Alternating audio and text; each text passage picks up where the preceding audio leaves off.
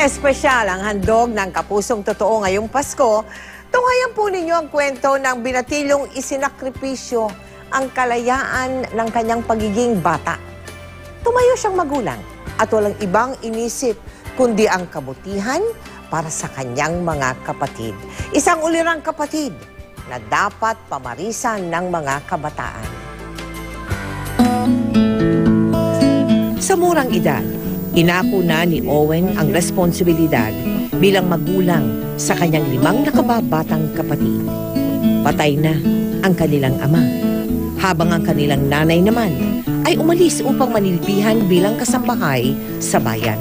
Mahirap na tumayo ng maging isang ama. Iniisip ko po kung paano kinabukasan, kung anong kakainin namin, saan na naman ako magtatrabaho para may makain kami.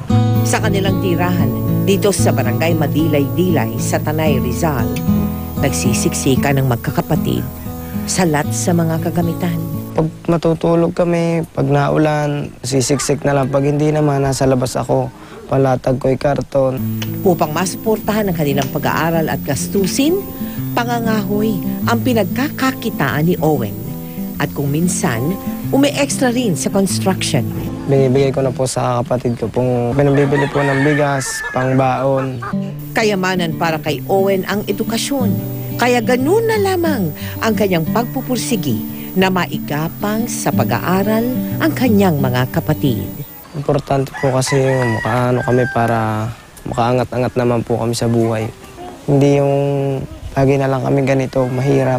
Lagi na lang gutom, ang inahalos ang inaabot.